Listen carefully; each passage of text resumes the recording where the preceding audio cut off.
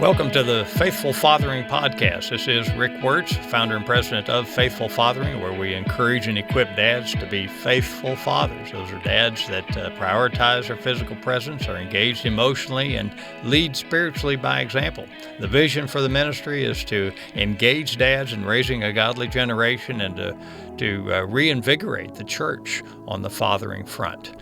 We thank you for joining us. This podcast series, segment 3 of 3, is on adoption. And we're blessed again to have Mr. Brian Stanton with us.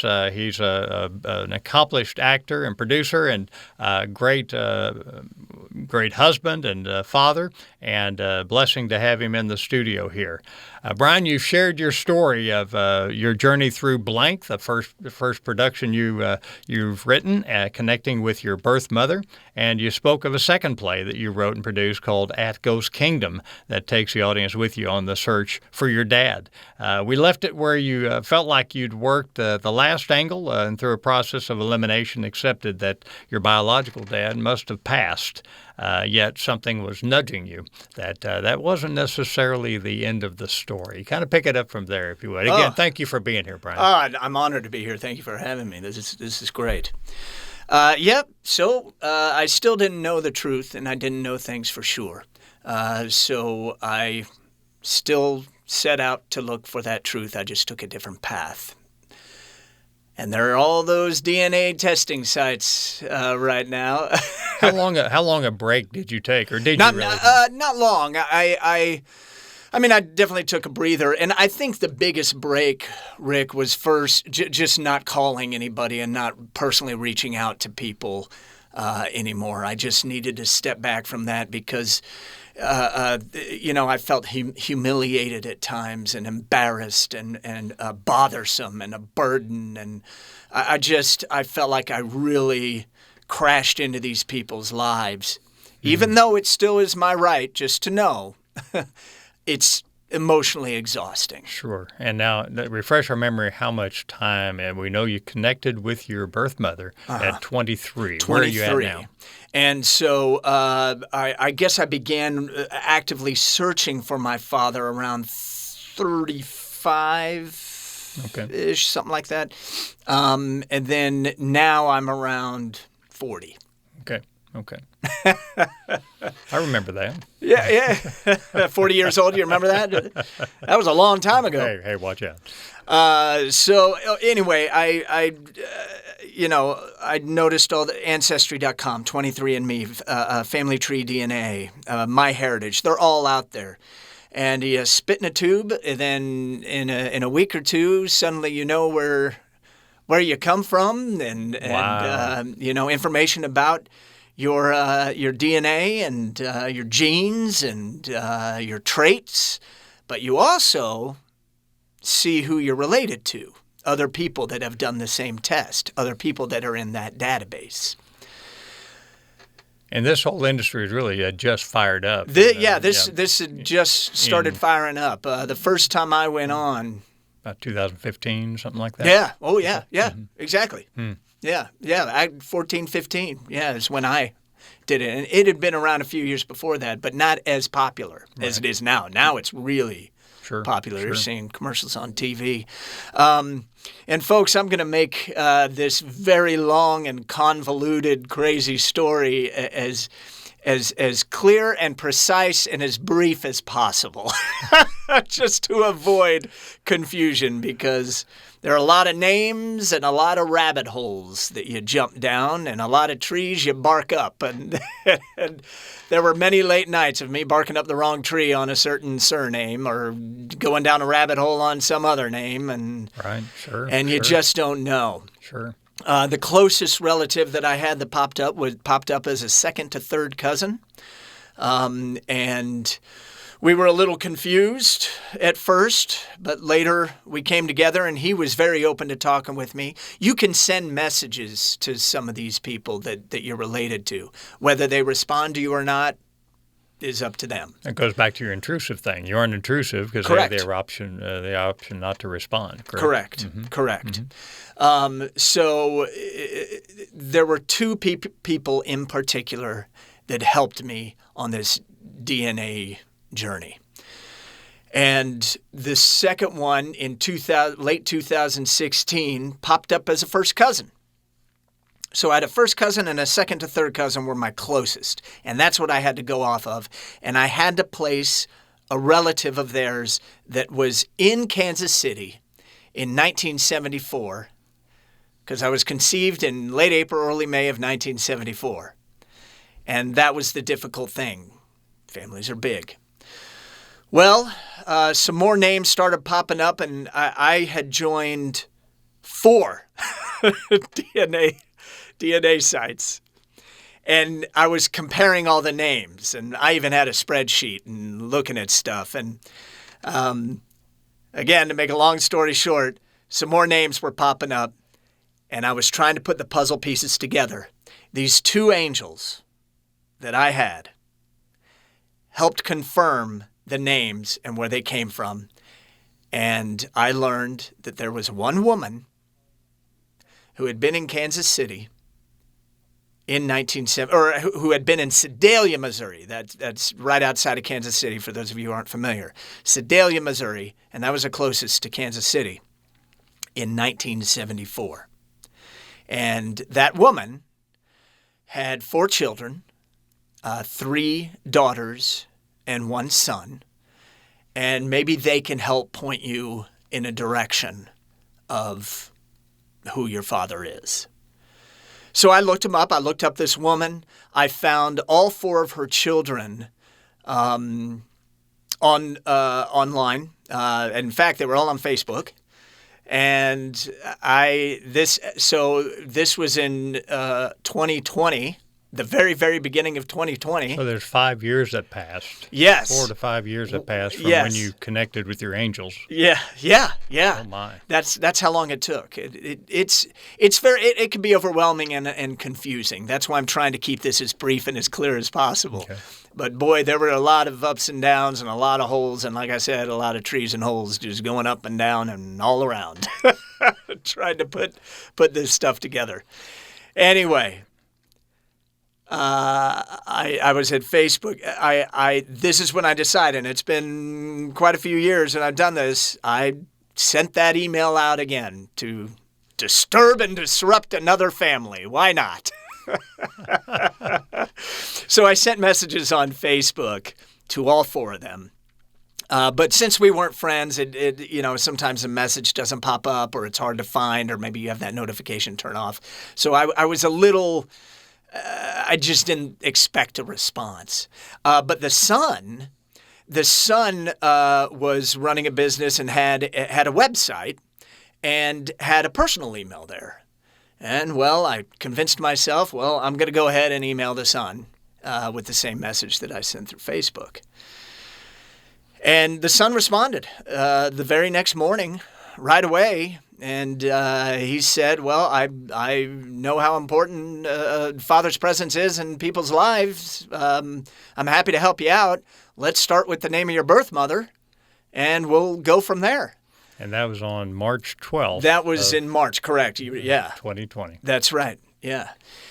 In March of 2020.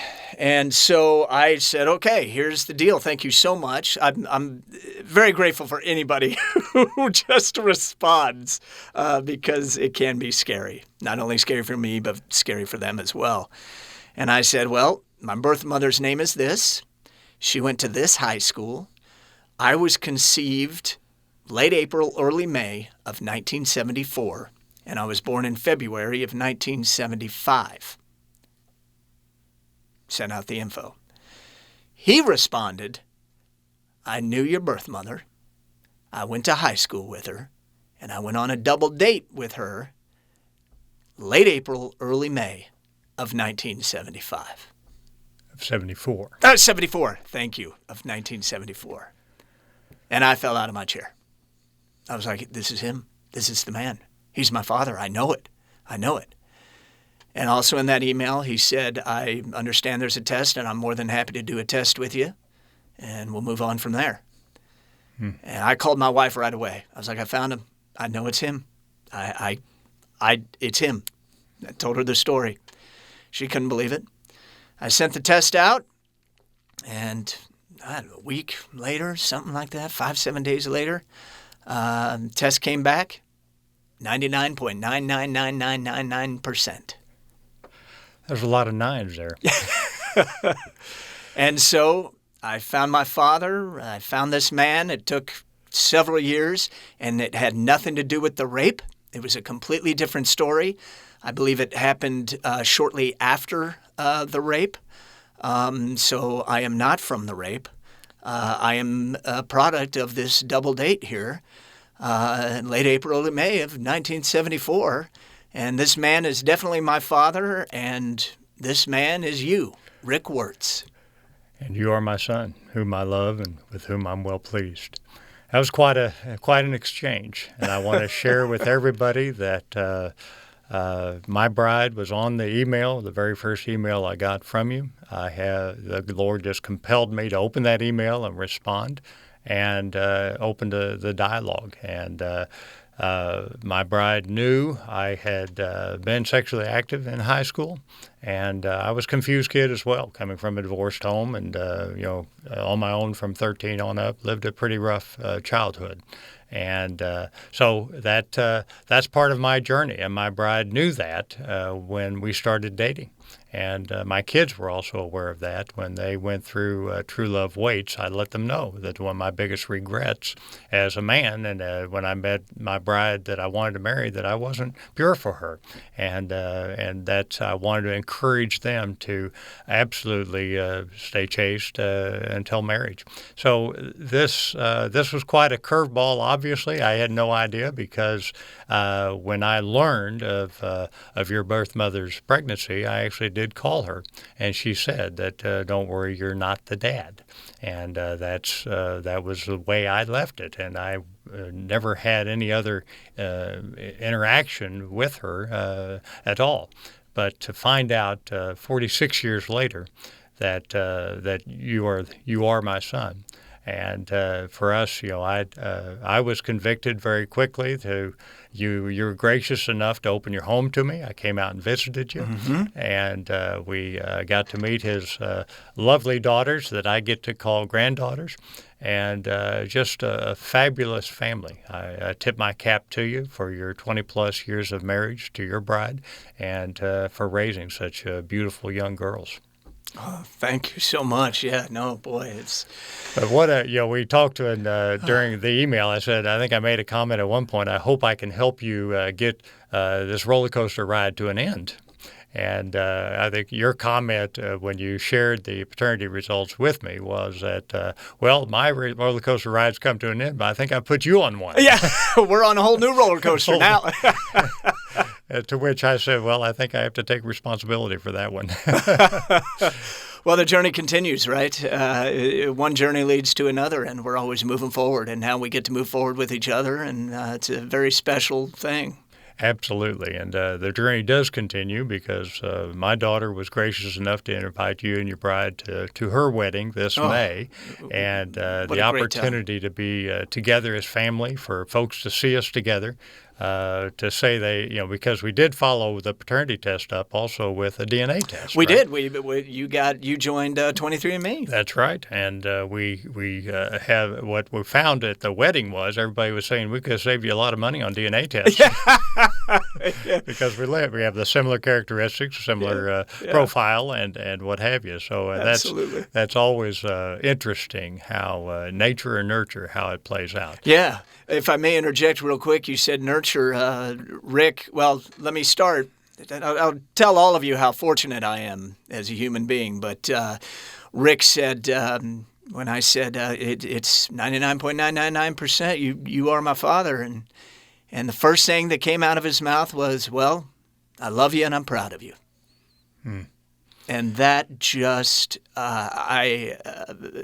tears, right? That's what every son, every child wants to hear. And so that's the nature side. Now, my father was the first one I called, my adoptive father, to share the news with him.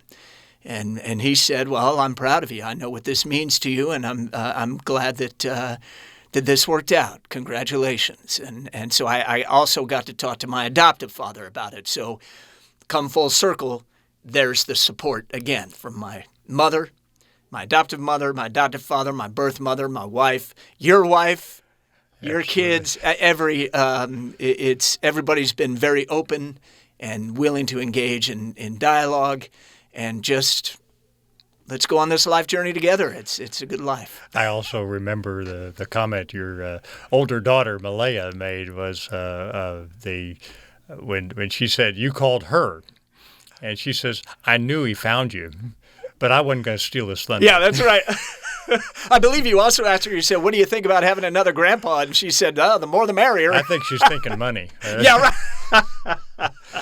But I just want to share with everyone that the key is, I think Sherman Smith captures it very well, and I think it was an ESPN special, as well as in Kendrick Brothers' "Show Me the Father" movie. He says, God can take a mess and make a miracle out of it, and I think that's what's happened here. And I do just applaud your tenacity, your perseverance, your just steadfastness on this journey, and your willingness to take those body blows, but not be knocked down long, but to keep getting up. Wow. And that's a tremendous trait. And I'm sure it served you well so far, and it's going to continue to serve you well. I wouldn't have been able to do it without people like you with the open arms that you've had. So thank you, and love you too. Well, love you. And folks, I just want to share as we wrap this up that it has been a blessing. It's been a very interesting journey. There's always more to the story, and there'll be another chapter somewhere down the road. But hopefully we'll get too much more involved. But I just remind dads that wherever you are, there are lives that you can touch, whether you're a biological father, adoptive father, father figure, spiritual father. Just work to always prioritize your physical presence. Be there as often as you can in whatever situation. Engage emotionally, and always lead spiritually by example. One thing that I always share, my bride and I, we had an absolute peace brought over us throughout this communication, throughout the email journey, and this was going to be okay. And we're blessed by the relationship we have now with you and your bride and your lovely girls, and just thank you for that. So dads, keep fighting. Thank you, Brian, again for your time. Thank you. This was a treat. What an honor to be here, and what a great experience to share this with you. Well, men, tune in next time to the Faithful Fathering Podcast. God bless. Godspeed.